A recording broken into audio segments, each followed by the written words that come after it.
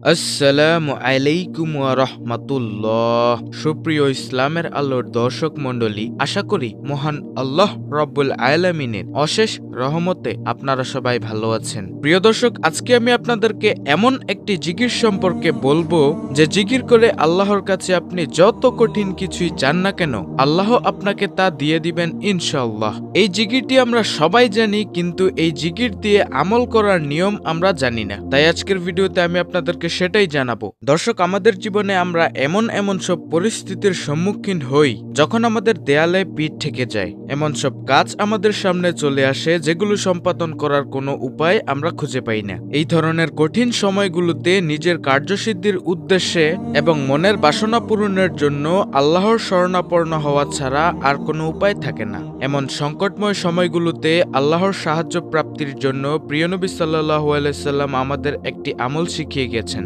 তা হলো ইসমে আজম এর আমল। কিন্তু কি সে ইসমে আজম এর আমল, এ বিষয়ে কি বলে গেছেন রাসূলুল্লাহ সাল্লাল্লাহু আলাইহি সাল্লাম, চলুন জেনে নেওয়া যাক। ইসমে আজম হলো আল্লাহ তাআলার একটি মহান নাম। ইসমে আজমের মাধ্যমে আল্লাহর কাছে যদি কিছু চাওয়া হয় তবে তিনি বান্দার সেই চাওয়া পূরণ করে দেন। এই মহান একটি নামের মাধ্যমে আল্লাহকে ডাকলে আল্লাহ বান্দার সেই ডাকে অবশ্যই সাড়া দেন। এই মর্মে মহানবী সাল্লাল্লাহু আলাইহি সাল্লামের থেকে হাদিসের অনেক বর্ণনা পাওয়া যায়। বহু ইসলামিক স্কলার এই সম্পর্কে বলেছেন, ইসমে আজম হলো আল্লাহ তাআলার মূল নাম, অর্থাৎ আল্লাহ। আমরা জানি যে আল্লাহ তাআলার অনেক গুণবাচক নাম রয়েছে। সে সকল নামের মাঝে মূল যে নামটা হচ্ছে সেটা হলো আল্লাহ। এই নামটিকে বেশিরভাগ ইসলামিক স্কলার ইসমে আজম হিসেবে আখ্যায়িত করেছেন। কোন বান্দা যখন তার অন্তরের অন্তরস্থল থেকে ইসমে আজম অর্থাৎ আল্লাহ বলে জিকির করে এবং আল্লাহ রব্বুল আলামিনের কাছে মনের একান্ত বাসনা পূরণে কিছু চায়, তখন আল্লাহ তাআলা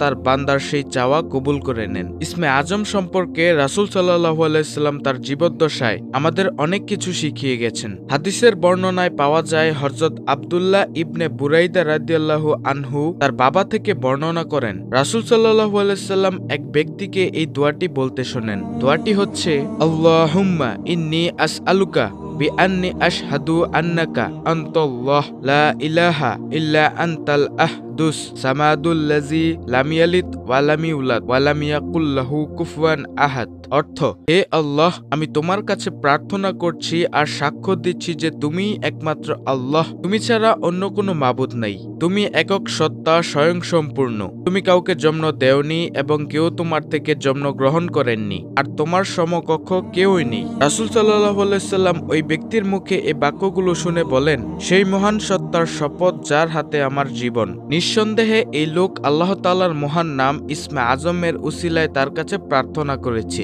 যে নামের উসিলায় দোয়া করা হলে তিনি কবুল করেন এবং যে নামের উসিলায় প্রার্থনা করা হলে তিনি দান করেন। সুবহানাল্লাহ। এই হাদিসের আলোকে বিশ্ববিখ্যাত সব হাদিস বিশারদরা বলেছেন, এটিই হলো সেই দোয়া যেটিকে ইসমে আজম বলা হয়। হাদিসের বিখ্যাত ব্যাখ্যাগ্রন্থ ফাতহুল বারীতে আল্লামা ইবনে হাজার আসকালিন রহমাতুল্লাহি আলাই এই হাদিসটিকে ইসমে আজমের সবচেয়ে নির্ভরযোগ্য ও বিশুদ্ধ হাদিস হিসেবে আখ্যায়িত করেছেন। এই ইসমে আজম পড়ে আল্লাহ তাআলার কাছে মনের আশা আকাঙ্ক্ষা পূরণ করার জন্য দোয়া করলে অবশ্যই আল্লাহ তার বান্দার সব ভালো ও কল্যাণকর আশা আকাঙ্ক্ষা পূরণ করেন। আর তাই আমাদের প্রত্যেকেরই উচিত নিজেদের একান্ত কল্যাণকর ইচ্ছাগুলো পূরণে দৃঢ় ঈমানের সাথে ইসমে আজমের আমল করা। আল্লাহ তাআলা মুসলিম উম্মাহকে নিজেদের জীবনের সব আশা আকাঙ্ক্ষা পূরণে ইসমে আজমের আমল যথাযথভাবে করার তৌফিক দান করুন।